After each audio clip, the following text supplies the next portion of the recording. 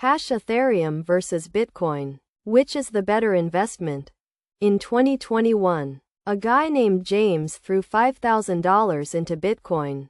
His buddy Marcus threw the same $5,000 into Ethereum. James made $87,000. Marcus made $142,000. By the end of the year, Marcus had way more money sitting in his Robinhood account. But here's the crazy part. 2 years later, James was up significantly more overall because of what happened next. Today, I'm breaking down exactly why one of these coins could be sitting in your portfolio instead of staying on the sidelines. Welcome back. If you're new here, hit that subscribe button because we're covering the crypto investments that actually matter to your wealth building strategy. Let's start with the fundamentals because you need to understand what you're actually buying. Part 1. What are you actually buying? Bitcoin is digital money. That's it. It's a peer-to-peer cash system that doesn't need banks or governments.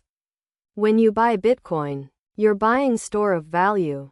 Like digital gold. Satoshi Nakamoto created it in 2009, and there will only ever be 21 million Bitcoin in existence.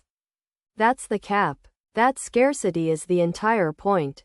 It's designed to be slow, secure, and unchangeable. Bitcoin transactions take about 10 minutes.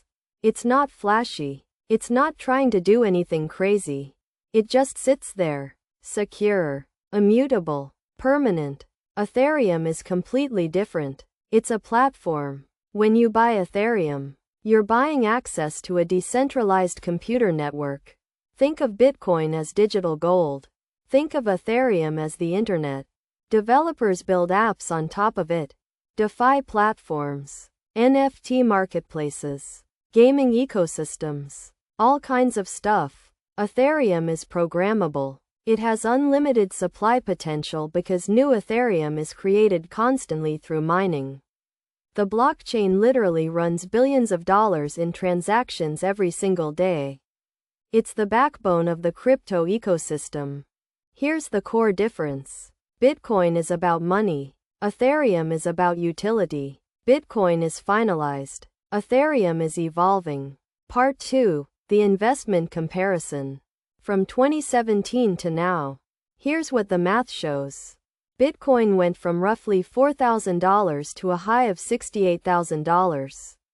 Ethereum went from $14 to a high of $4,800. If you'd invested $1,000 in Bitcoin in 2017, you'd have had about $17,000 at the peak. Same thousand in Ethereum, you'd have had $340,000. The volatility and upside on Ethereum is absolutely wild. But here's why that matters and doesn't matter simultaneously. Bitcoin has proven institutional adoption. BlackRock, Tesla, major corporations hold Bitcoin. It's in Fidelity retirement accounts.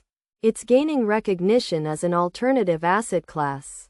Your 65-year-old uncle can buy Bitcoin through his brokerage now.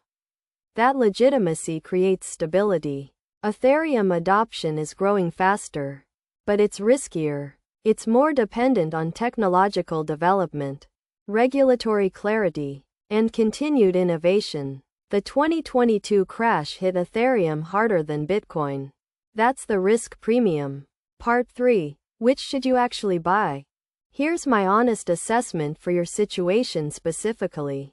If you're conservative and you want something you understand intuitively, something you can explain to your parents, something that's becoming digital gold in a diversified portfolio, Bitcoin is your pick. It's more established. It's simpler. It's less likely to crater if regulations change. Think of Bitcoin as your crypto core holding, like how you'd hold index funds in your 401k. If you're comfortable with volatility and you believe in technology, Ethereum is the aggressive play. The upside is genuinely bigger, but the downside is sharper. You need the stomach for swings.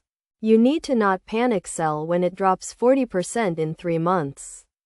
Can you handle that? Because Ethereum will do that again. Here's what I actually recommend. If you're putting money into crypto, Don't go all in on either one. Put 60% in Bitcoin, 40% in Ethereum if you're intermediate. This gives you the stability of Bitcoin's store of value thesis with the upside potential of Ethereum's utility growth. Use Robinhood or Fidelity. You can start with literally $50. No need to wait until you have 1,000. And here's the real talk. Both of these should be 5 to 10% of your overall investment portfolio maximum. Your 401k, your Roth IRA, your index fund positions should still be 80 to 90% of your strategy. Crypto is the high-risk allocation. Treat it that way. Bitcoin if you want stability, institutional adoption, simple story. Ethereum if you want growth potential, technological exposure, higher risk reward. You don't have to choose. You can own both. If this helped you understand the difference, subscribe right now. We're covering real money moves every single week. From crypto to index funds to tax strategies that actually work. Hit that notification bell so you don't miss the next one. Thanks for watching, and I'll see you in the next video.